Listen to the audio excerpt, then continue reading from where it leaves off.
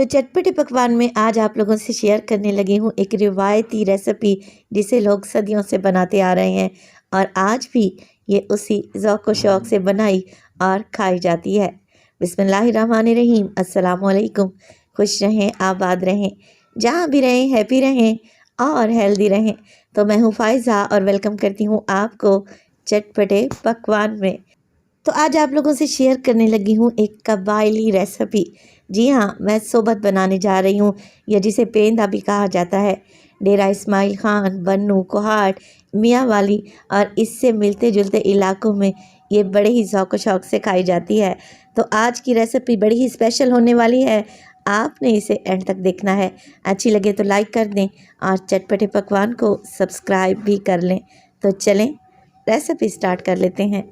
तो सोबत बनाने से पहले आप लोगों से शेयर करती चलूं कि ये वाहिद ऐसी रेसिपी है जिसे मैंने शादी के बाद सीखा है अपने ससुराल वालों से, और अल्हम्दुलिल्लाह मैं इसे बड़ा ही टेस्टी बनाती हूँ। तो सोबत बनाने से पहले सबसे पहले आप लोगों ने एक पतीली में ले लेना है तकरीबन 1 कप के बराबर घी या ऑयल ले लें। वैसे तो ओरिजिनल रेसिपी घी में बनाई जाती है, मैं ऑयल का इस्तेमाल करूँगी। अच्छा जी, ऑयल में डाल देंगे 2 बड़े साइज़ के प्याज, जिसे आप लोगों ने बारीक सा स्लाइस करके डाल देना है। 2 टेबलस्पून इसमें डालूंगी साबित गरम मसाला, जिसमें सिर्फ 5 चीज़ें हैं: लौंग, काली मिर्चें, बड़ी इलायची, इसके अलावा ज़ीरा और दालचीनी। तो ज़ीरा 1 टेबलस्पून है और 1 टेबलस्पून बाकी का मिक्स गरम मसाला है। मिक्स गरम मसाले को हम प्याज के साथ फ्राई करेंगे, और इतना फ्राई करेंगे कि प्याज के आपको किनारे हल्के से गोल्डन नज़र आने लगें। अच्छा, जैसे ही प्याज कुछ इस कंडीशन में आ जाए, आप इसमें शामिल कर दें तकरीबन 8 से 10 दाने आलू बुखारे के, ड्राई आलू बुखारा, और 1 टेबलस्पून अदरक और लहसुन का पेस्ट। साथ ही चिकन डालूंगी, 1 किलो के बराबर है, चिकन के बड़े पीस रखवाए हैं। अच्छा, यहाँ पर एक बात आप लोगों से क्लियर करती चलूँ कि सोबत की ओरिजिनल रेसिपी बनाई जाती है देसी मुर्गी में, या फिर इसे बनाते हैं मटन में, जो कि आज दोनों ही मेरे पास अवेलेबल नहीं थी, तो मैं इसे फार्मी मुर्गी से यानी कि ब्रॉयलर से बना रही हूँ। आपके पास अगर देसी मुर्गी हो ना, तो आप इस रेसिपी को देसी मुर्गी से ट्राई करें, यकीन करें खाकर मज़ा आ जाएगा। बस गोश्त को मिक्स कर लें अच्छे तरीके से, और अब इसमें डालें कुछ मसाले। नमक डालूंगी 1 टेबलस्पून भर के, इसके अलावा शामिल करेंगे इसमें हल्दी तकरीबन ½ टीस्पून, लाल मिर्च का पाउडर डालूंगी मैं 1 टीस्पून, और इसमें डालूंगी धनिया पाउडर 1 टेबलस्पून भर के। बस यही मिर्च मसाले डलेंगे और ये सोबत बड़ी ही करारी और टेस्टी बनेगी इंशाअल्लाह ताला। मिर्च मसालों को मिक्स कर लेते हैं अच्छे तरीके से, और फिर हमने इसमें डाल देने हैं टमाटर। टमाटर की क्वांटिटी इसमें ज़्यादा ही जाती है, तो मैं तकरीबन 1 किलो चिकन के लिए आधा किलो टमाटर का इस्तेमाल करूँगी, जिसे मैंने बारीक से स्लाइस में काट लिया है। तो टमाटर को स्लाइस में काटने से क्या होगा, ये जल्दी से घुल जाएंगे और इनका एक बेहतरीन सा पेस्ट बन जाएगा। असल में हमने यहाँ पर चिकन की यखनी तैयार करनी है, जो कि बड़ी ही टेस्टी बनती है। तो टमाटर को मिक्स कर लें। अब टमाटर अपना पानी छोड़ेंगे, तो आप लोग कवर लगाकर तकरीबन 5 से 7 मिनट के लिए चिकन को पकने दें। चिकन भी अपना पानी छोड़ेगा, जिससे टमाटर गलकर सॉफ्ट हो जाएंगे। तकरीबन 5 से 7 मिनट के बाद आप लोग देखें कि चिकन ने कितना पानी छोड़ दिया है, टमाटर तो जैसे घुल ही गए हैं। अब हमने यहाँ पर भुनाई करनी है। जितनी भुनाई करेंगे सोबत या पेंदा उतना ही लजीज तैयार होगा। तो आपको ये टमाटर जो नज़र आ रहे हैं ना, थोड़े बहुत, आप लोगों ने इतनी भुनाई करनी है कि ये बिल्कुल मैश हो जाए, चिकन से चिपक से जाएं और अच्छे तरीके से इनका पेस्ट बन जाए। तो तकरीबन 10 से 15 मिनट लगाकर आप चिकन की भुनाई करें। अगर ये ड्राई होने लगे तो हल्का सा पानी का छींटा लगाएं और दोबारा से भुनाई शुरू कर दें। अच्छा, चिकन अच्छे से भुन जाए तो हम इसमें डालेंगे पानी यखनी बनाने के लिए। अब पानी की मिकदार इसमें काफ़ी ज़्यादा डलती है।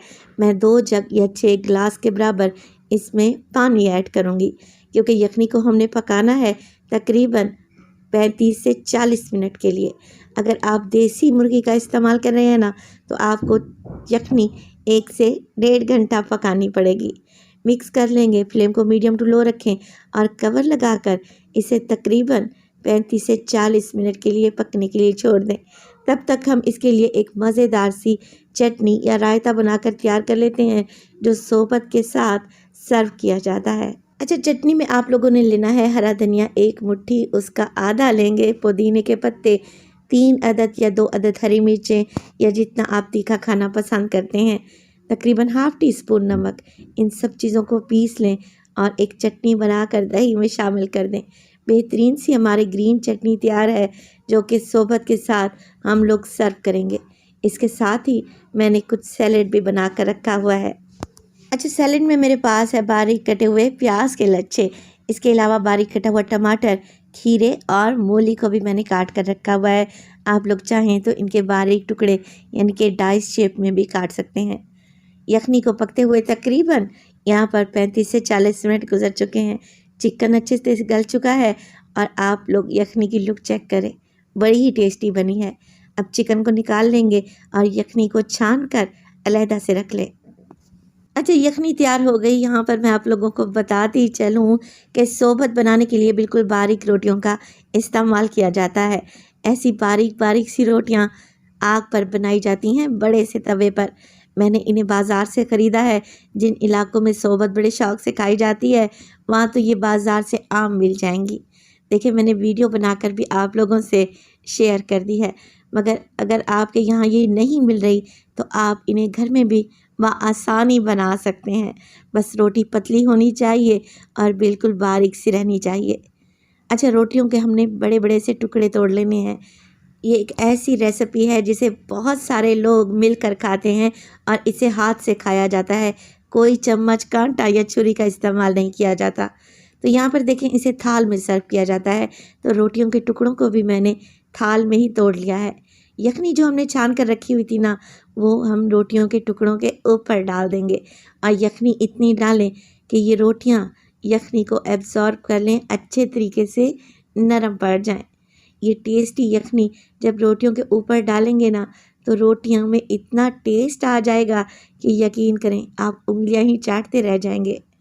अच्छे तरीके से मिक्सिंग करें।